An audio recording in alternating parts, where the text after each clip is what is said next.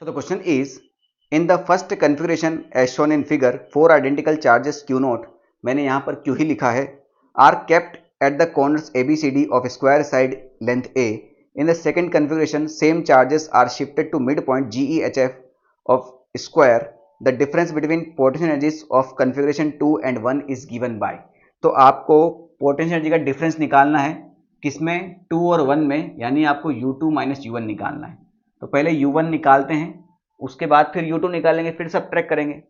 अब या तो बेसिकली आपको डायरेक्ट फॉर्मूला पता हो कि दो चार्ज के पोटेंशियल एनर्जी कैसे निकालते हैं, वो निकालते हैं हम KQ1 Q2 divide by R से, ठीक है।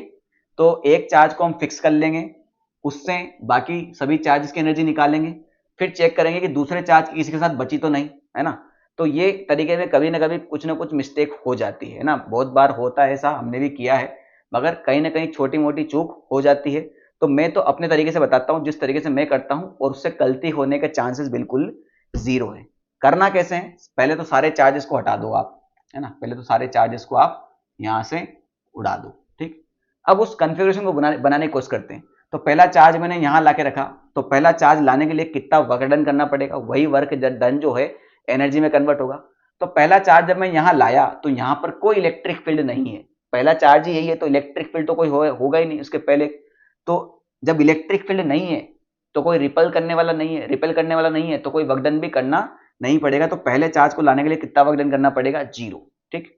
अब दूसरा चार्ज लाके यहां रखते हैं, तो इस चार्ज को यहां लाके रखने में वर्क डन करना पड़ेगा, क्योंकि ये चार्ज अब इस इलेक्ट्रिक फील्ड के अंदर है, तो ये चार्ज इसको लगातार रिपेल करेगा, तो हमको वर्क डन करना पड़ेगा इसको यहां रखने के लिए। क्लियर हुआ कि नहीं हुआ।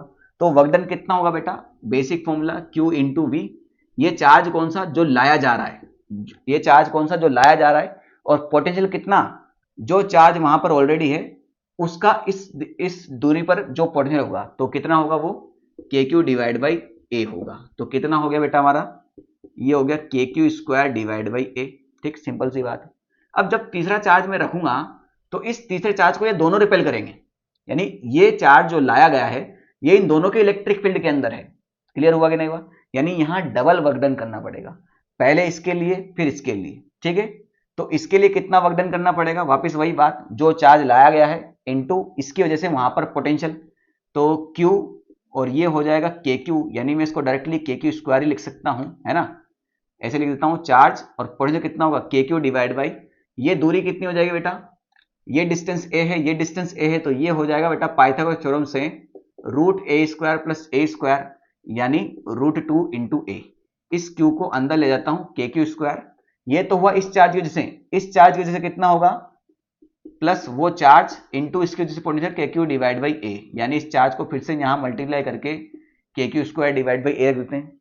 अभी फोर्थ चार्ज लाना और बाकी है, तो फोर्थ चार्ज जब हम लेके आएंगे तो इसको कौन रिपेल करेगा, ये बाकी तीनों। बात समझ में आएगी नहीं, बस। तो बाकी तीनों कैसे करेंगे, इसकी वजह से फिर से KQ square divide by A हो जाएगा, इसकी वजह से KQ स्क्वायर डिवाइड बाई, ये डिस्टेंस कितनी हो जाएगी, √2A हो जाएगा, और इसकी वजह से कितना हो जाएगा, KQ square divide by A हो जाएगा। तो टोटल एनर्जी कितनी हो जाएगी, 1 2 3 और 4, तो ये हो जाएगा 4 KQ square divide by A, और ये हो जाएगा हमारा 2 KQ square divide by √2 into A, ये हो जाएगा हमारा पूरा U1 हो जाएगा, ठीक है।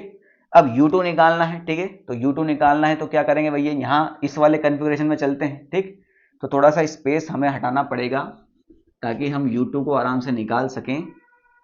तो U1 तो हम निकाल ही चुके हैं ना, तो इस पूरे को यहाँ से हटा देते हैं, ठीक है। चलिए यहीं पर U2 निकालते हैं, तो U2 निकालना है, तो वही बात है बेटा, सारे चार्ज पहले हटा दो, सारे चार्ज पहले हटा देते हैं, ठीक। अब मान के चलो पहला चार्ज मैं यहाँ लेके आया, तो पहले चार्ज को लाने में कितना वर्क डन होगा, 0, क्योंकि वहां पर कोई दूसरा चार्ज था नहीं, कोई इलेक्ट्रिक फील्ड नहीं था, तो वर्क डन नहीं करना पड़ेगा। अब दूसरा चार्ज मैं यहाँ लेके आया हूं, तो कितना वर्क डन करना पड़ेगा, कितना, Q, जो चार्ज लाया गया, इसके जैसे वहां पर पोटेंशियल, तो ये हो जाएगा KQ डिवाइड बाई R। अब ये R कितना होगा भाई, तो मिड पॉइंट पर रखें तो ये डिस्टेंस भी होगी A/2, और ये डिस्टेंस भी कितनी होगी, A/2। पाइथागोरस थ्योरम निकाल लो, तो ये हो जाएगा √A/2 का स्क्वायर, यानी A square divide by 4, A square divide by 4 कितना हो जाएगा बेटा, 2A स्क्वायर डिवाइड बाई 4, यानी ये 2 से 4 कटेगा 2 बार, तो ये हो जाएगा a/√2। कितना हो जाएगा? a/√2। तो ये a/√2 मतलब ये √2 ऊपर आ जाएगा, है ना। थोड़ा सा ढंग से लिख देते हैं, ये √2 ऊपर आ जाएगा तो √2 k × q बनेगा। ठीक है, क्लियर हुआ कि नहीं हुआ?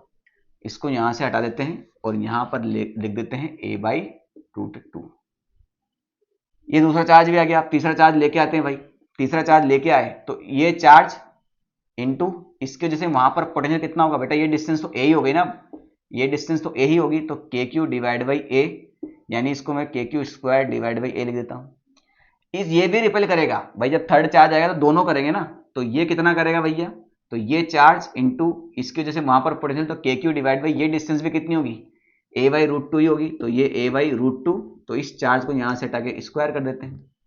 अब फोर्थ चार्ज जब यहां ला रहे हैं तो ये तीनों करेंगे रिपेल। ठीक है, तो कितना होगा? डायरेक्ट लिख दो भैया। इस चार्ज के जैसे कितना हो जाएगा?